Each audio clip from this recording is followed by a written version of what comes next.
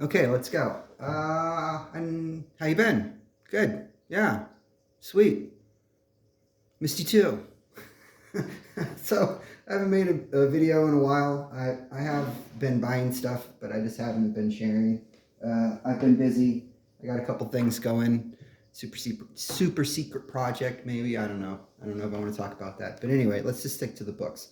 So this is some things that I've picked up recently. There's a couple things in here that I was looking forward to for a while. There's one of these books has been on my list for years, like 8 years, and it just wasn't a thing that it had always happened or it just never happened. Like I could never justify the expense on this, and then here it is. Anyway, sorry about the sniffles. I'm perpetually sick. Let's just get to it. So this is, I think, my most recent acquisition, Shaolin Cowboy, Who'll Stop the Rain. If you like Jeff Darrow, I think you'll love this. This is probably my favorite out of all of his. I was kind of surprised about the amount of dialogue in this book because he usually doesn't really go that route. But everything that you love about Jeff Darrow, the absurdity and the how almost like graphomania level of detail, it's all in here, and the kitschy sense of humor and everything else. This is, if you are a fan of Jeff Darrow, you will enjoy this book. And if you are not a fan of Jeff Darrow, you might enjoy it anyway because this is a little bit different than what he usually does. Story-wise, as in there's dialogue. Highly recommend this. Nothing against any of the rest of Jeff Darrow's library of work. It is all fantastic, but as of right now today, Who Will Stop the Rain it's probably my favorite. Okay, moving on. We got some floppies just because they were on top. It's not any kind of, don't read into it. I picked up a couple issues of Post Americana. I was kind of just in the mood for some Jeff Darrow art, and I couldn't find it, and Steve Skraus is a reasonable replacement for that. His sensibilities are a little different than Jeff Darrow's, but the same level of attention to the art is here, and I don't know. This story was a lot of fun. I don't have all of it, and I'm not sure I really need all of it. It was just a thing I wanted to read, so I picked it up. I got these pretty cheap. I want to say I got them out of Dollar Bin at the place at the street. Just getting to it. This is Batman Black and White #1. This is from the new series. This isn't the stuff from the 80s. Or 90s, excuse me. I picked this up for two reasons. The first being this Tradd Moore story. I am a huge Tradd Moore fan, and I was just curious as to what his take on Batman would be. It's fine. It was what I expected it would be, especially after reading like his Silver Surfer Black stuff. If you're not familiar with Tradd Moore, I don't know. He's not for everybody. I just dig it. It's not the kind of thing that you see every day. That's interesting. And then there is also this absolutely fantastic J.H. Williams III Batman story. This I appreciated more for the art than for the story. He's a master. I don't know what else to say about J.H. Williams III. Yeah, good stuff. Who else is in this? J.H. Williams III, Emma Rios, who did, looks familiar, what was that? I can't remember. She had an Image book. It was pretty cool too. I can't for the life of me remember what it was called. Good stuff. Good stuff. Anyway, Batman Black and White. I picked up Black Hammer. This is the library edition. This is book 1. Jeff Lemire is one of my favorite writers. I really, really like the stuff that he does with his own material versus like Green Lantern or, whatever. I dig it. I like the, this is kind of just an continuation of the tropes of a comic book and how characters relate, but the situation is a little bit more realistic, even though it's completely absurd.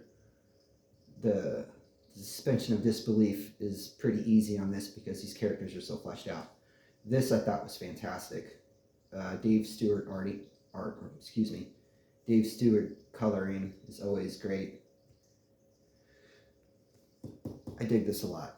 Like I said, Jeff Lemire is one of my favorites. Underwater Welder is one of my top 10 books, and that was Jeff Lemire.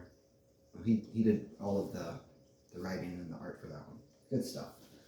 And then moving on, I have the Complete Paper Girls. You'll kind of see a trend. I've gotten away from buying singles, and I moved more onto like the omnibuses and the collected editions, just because I find it a little bit more. It's easier just to grab this if I want to read Paper Girls rather than dig through my boxes and find like issue like 17 of Paper Girls or whatever, because it's all here. And I want to say I got this book at a Cargo Largo, which is kind of like an Ollie's, like a discount. Hey, this fell off the back of the truck kind of thing. This was like $10. My the kiddo was reading it for a minute, but I push stuff on her all the time, and this one actually stuck, which I thought was cool.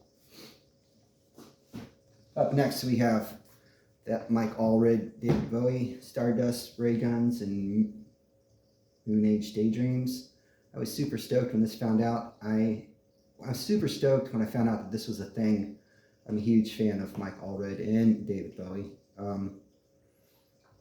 The art in this book is absolutely fantastic, as it should be, since it was it's Mike Allred. Excuse me, and he's clearly into the subject matter. Completely fits. I don't know, I found the story a little lackluster. This kind of reads a little bit more like it's like a timeline. There's not a lot of narrative. It's just, and then this happened, and then this happened, and then this happened, and then this happened, and then this happened. Of course, it's all beautifully rendered, but I don't know. It's not the Watchmen. No offense to anybody involved in that project. It's great, and I'm happy to own it. I picked up a copy of Hardboiled, the deluxe edition. I want to say I got this on In-Stock Trades. It was relatively inexpensive. It's the same kind of thing. I had at one point the singles for Hardboiled, but the oversized format, and you move all the time, and it's hell on your books. Especially if you only have 6 books that are this size, so you don't really have a thing to put just 6 books in. It's kind of crappy. I get the European edition format. It makes sense. I just don't have, this is what I'm working with. Also highly recommend. I mean, everybody I think at this point has read Hardboiled, and if not, what are you doing? I picked up the DC comic art of Frank Quitely. Same thing, huge fan. I found this at the Half Price Books that used to be up the street from where I used to work. I'm a little disappointed because there was some material that I was really looking forward to being in here that wasn't in here. But nonetheless, I mean, if you're trying to figure out how to do things, studying Frank Darrow would be a pretty good way to go. This man's skill set is amazing. It's funny, there's kind of like a trend with most of the art that I'm into, which I think is a little interesting. This kind of aesthetic, I think, is just fantastic, and these colors are great. Good stuff. Graphic Ink, the DC Comics art of Frank Quitely. This is a big, beautiful book. Next, we have The Legend of Luther Strode. This is back on my Trad Moore kick. A friend of mine years ago gave me the first volume as a gift. It was a birthday present or something, and I was blown away. He calls all of this stuff, action confetti? And I was kind of curious as to how they were going to wrap up this whole storyline. It seems a little rushed, and I don't know. They could have maybe done a little better with the ending narrative-wise, but this was fun for what this is. This is just popcorn kind of deal. Super kinetic art, which is a lot of fun. This is just great. His panel layouts are fantastic. The way he exaggerates his characters is just I don't know, it just adds to the whole thing. Reminds me a little bit of Joe Madureira from the 90s, just a little. Not really the art style, but like the approach. Maybe some Crisp-Cola. Good stuff. A lot of expletives, but interesting concept. Up next, we have The In Call. This book was on my list for a while. I got this book and was super stoked to read it. Like, I was very excited, and then I actually opened it up and I realized, oh crap, I have to go get new glasses because I seriously can't make out these words. But I got glasses, and I've started reading this, but then I got like this, I picked up something else and I had to put this down because I was more excited to read the other thing than this. But this is totally something I will be getting back to. Very, very, very exciting. Very excited to have this in my collection. I've heard some bad things about this reprint, but I just don't really care. This is fine for me. This is just great. It's Mobius. I mean, this color is horrid, but it is what it is. Or maybe this is the good coloring one and the other one is horrid. I don't know. I like it either way. And then we have some Dan Klaus. If you guys are unfamiliar with Dan Klaus, I highly recommend him. Death Ray is probably the best superhero comic ever written by Dan Klaus. No, just Death Ray is probably the best superhero comic ever written, and it's written by Dan Klaus. I may die on that hill, but it is what it is. If you guys are unfamiliar, I highly recommend his work. His use of blacks is fantastic, and his caricature is awesome. The art fits the story, and there's a human side to the whole thing. This was fine as far as Dan Klaus goes. This was good. I picked this up in Chicago. We made a trip there back in July, where I got engaged, and then I've since been married. I got All-Star Superman. This is the volume 1. This is more Frank Quitely, and Grant Morrison has always been on my list of interesting writers since forever. I mean, since he started, at least, with his DC stuff. I don't know about the digital pencils in this, though. It's a little odd. It's not as crisp. Sometimes it works, and sometimes not so much. This story was fun. It's kind of like, I don't want to give it away. It's worth reading if you haven't already, and I'm sure you have. But this is probably one of my favorite Superman comics, up there with the annual number 10. Excuse me. I picked up the Saga Compendium. It's the same thing. It's like I was hunting this down in singles and was having problems getting the singles, so I was just getting the trades. And then I came across this, and I just couldn't pass this up. I paid less for this than I would have had to pay for the volumes that I was missing. So it's kind of cool to have it all here. It's Saga. What's not to, right? And we have more now, so that's cool. Here we go with that Silver Surfer Black. It's funny. A couple months ago, this book was so bent to shit, and I'm glad it's flat now. The spine was fine, but like everything else was just gnarly. Tried more. They asked him what he wanted to do, and he wanted to do this, so they let him. This is like some early Null stuff. I don't really give two shits about Null. I just like this art, and this Mike Zeck pinup is absolutely fantastic. This is great. Look at all that. How do you do that? I mean, I know how you do that, but that would just take forever. Good stuff. Good stuff. Then we have Batman Year One. My sister picked this up because she goes to the local Comic-Con every year. She is one of those people that waits in lines to get the celebrity pictures, and she's there for all of that stuff. She's not really there for any of this. And she's like, hey, I'm here. Are you looking for anything? I'm like, yeah, I wanted to get the deluxe edition of Batman Year One. She goes, I got you. So this, I think she paid like $20 for this. Brian Mazzucchelli, Frank Miller. This is Brian Mazzucchelli. So, of course, you're going to get his A game, and his A game is super strong. And Brian Mazzucchelli is one of those guys that it doesn't really matter what he's doing. it's gonna be good. And you kind of double that down with Frank Miller, and it's Batman Year One. I mean, what else am I supposed to say? This was a fantastic book. Part of the reason why I got this was I'm really into the way he spots his blacks. I don't know, his page compositions are just, I don't know, he's a master. I don't know what to say. It's Brian Mazzelli. Of course, that's good. It's Frank Miller and Brian Mazzelli. There's no way this would have sucked.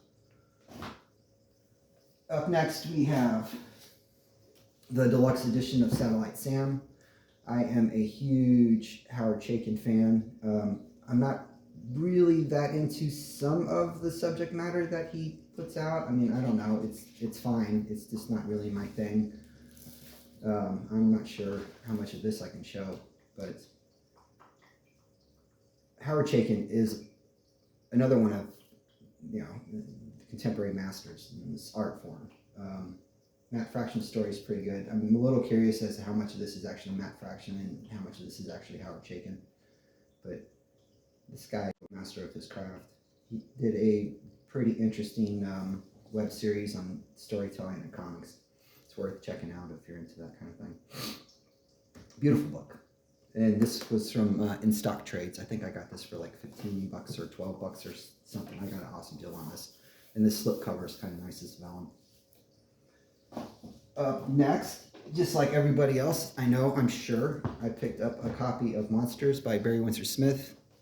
I was super excited to find out that Barry Windsor Smith was working on a new project, or had been working on a new project. How do you even? It's Barry Windsor Smith. This is his opus. This is a fantastic book. I had to put this down too because I got something else that I was more excited about reading. We'll get to that shortly. Up next, we have The Legacy of Luther Strode. I want to say this is the end game of, this is the final volume of Luther Strode. So this is when they kind of try to tie things up. They almost kind of tie things up. Not really. There's a couple threads still hanging, but still, I got this for the Tragmore art. It's just fun if you're into it. He does some very, very interesting things in the art in this book too. He's pushing the medium, which is nice. I don't know. Maybe it's a little pompous, but I dig it. Whatever this effect is, where there's a character moving through one panel multiple times, I dig that. Frank Quitely kind of does this thing too. If you're into it, it's good stuff. If not, then, I saved you some money. Up next, we have Bravo for Adventure by Alex Toth. Alex Toth.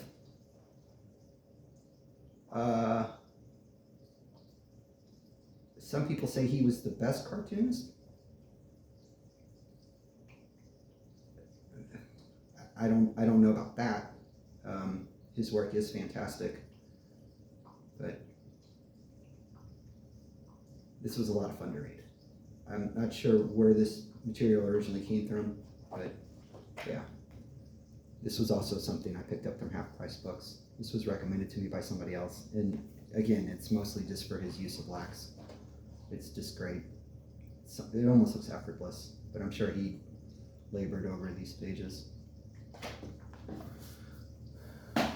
Okay, and then we have Volume 2, the library edition of Black Hammer. It starts right where the first volume ended. It's fantastic. Highly recommend it. Beautiful book. And last but not least, assuming I can pick this up, this is the thing that I had been wanting for literally, actively pursuing this for 3 years, and then I finally found an awesome deal on it, and I almost pulled the trigger, and then my wife just got it for me for Christmas. I acquired the 35th anniversary Akira box set. This is what I've been reading. I am on the 3rd volume. This did not disappoint. I'm a fan of everything about this whole thing. I like the way they put the books in there. I like the production design of the box. I like the aesthetic. I dig all of this. This is fantastic. This is a treasure. And I've been poring over this. It's just so hard because it's like I want to read it, but then I just get swept away in the art and I just get fixated. So it takes like 8 minutes to read one page because I'm just captivated by the art.